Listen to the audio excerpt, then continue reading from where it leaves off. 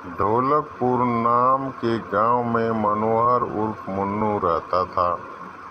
मन्नू बहुत ही अच्छा और होनहार लड़का था और उसे खाना बनाने में बहुत ही रुचि थी। इसलिए वह घर के सारे काम करता था और घर का खाना बनाने में अपनी माँ की मदद भी करता था। लेकिन मन्नू का मन स्कूल की पढ़ाई में बिल्कुल नहीं लगता था।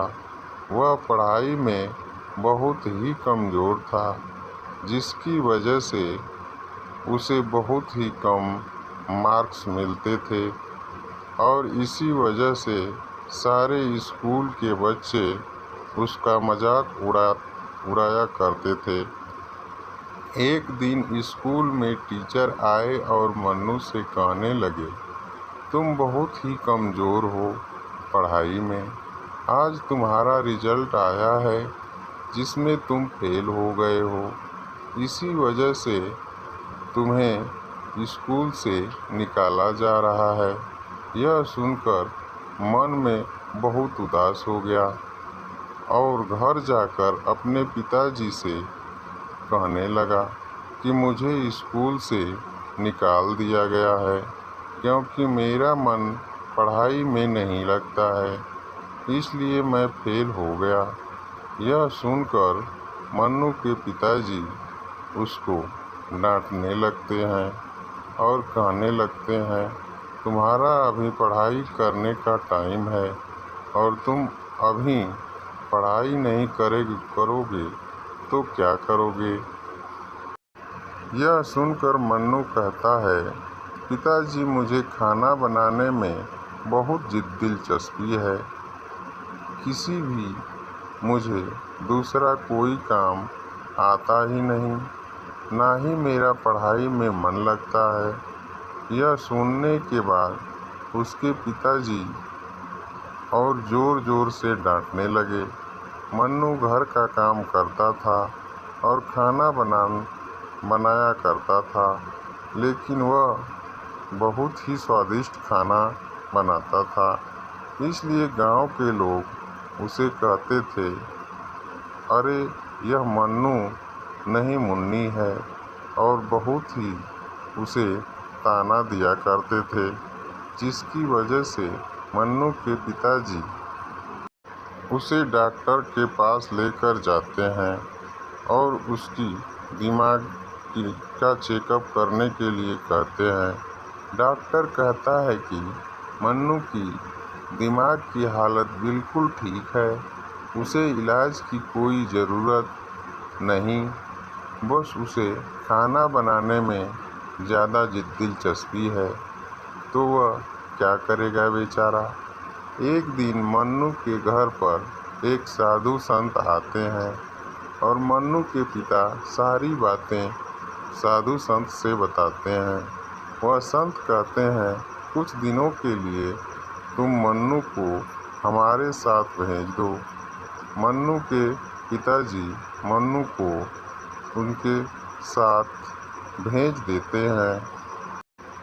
मठ में जाकर मन्नू सभी को स्वादिष्ट खाना बनाकर देता है और सारे लोग मन्नू के साथ अच्छी तरह घुल मिल जाते हैं और मन्नू के साथ अच्छी तरह से रहते हैं। लेकिन एक बार साधु मन्नू से कहते हैं, बेटा तुम अब अपने घर चले जाओ। यह सुनकर मन्नू कहता है, क्यों, मुझसे कोई गलती हुई है क्या। संत कहते हैं, नहीं बेटा, तुम बहुत ही स्वादिष्ट खाना बनाते हो, इस वजह से सारे मठ के लोग तुम्हारे टेस्टी खाना खाते हैं और सुबह जल्दी नहीं उठते, इसके लिए उनके दिनचर्या में बदलाव आ गया है। इसलिए तुम घर चले जाओ और घर जाकर कोई खाने की दुकान खोल लो, क्योंकि तुम बहुत ही स्वादिष्ट खाना बनाते हो। मन्नू अपने घर चला जाता है उसी दिन गांव के सरपंच के बेटी की शादी होती है और वो मन्नू को भी न्योता देता है। मन्नू भी शादी में जाता है और शादी में जाने के बाद एक हलवाई को हार्ट अटैक आ जाता है, जो खाना बनाने का में सबसे काबिल था, और उसी की वजह से सारे खाना बनाने वाले वहाँ से चले जाते हैं। सरपंच जी को बहुत ही टेंशन होने लगती है, क्योंकि उनके बेटी की शादी में बहुत बड़े बड़े लोग, इंजीनियर, डॉक्टर, वकील आने वाले थे, और अगर उन्हें खाना टाइम पर नहीं मिलता तो उनकी इज्जत का क्या होगा। यही वह सब बातें मन्नू को बता रहे थे। मन्नू कहता है, सरपंच जी आप फिक्र मत कीजिए, मैं पूरा खाना बनाऊंगा। शादी का मुझे बस अब 4-5 लड़के दे दीजिए। सरपंच जी मन्नू को 5 लड़के देते हैं काम करने के लिए। मन्नू उन लड़कों से बहुत ही कम समय में सभी बारातियों के लिए एकदम स्वादिष्ट खाना बना देता है, और सभी बाराती बहुत ही मज़े से लेकर खाते हैं।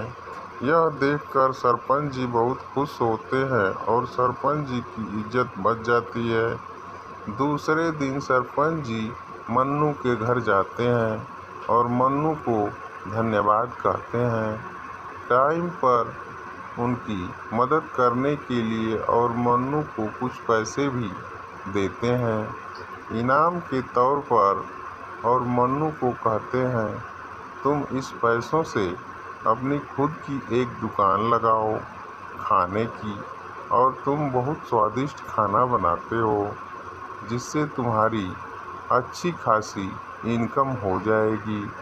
मन्नू उन पैसों से एक सांभर डोसा की रेहड़ी लगाता है।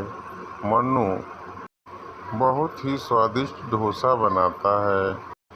कुछ ही दिनों में मन्नू बहुत ही तरक्की कर लेता है, और कुछ दिनों के बाद में शहर में एक रेस्टोरेंट खोल लेता है, उसका मालिक बन जाता है। इस कहानी से हमें यह सीख मिलती है कि हमारे अंदर जो खूबी है, जो टैलेंट है, हमें उससे ही अच्छी तरह से निकलना चाहिए, वहीं हमारी कामयाबी की सीढ़ी बन जाती है।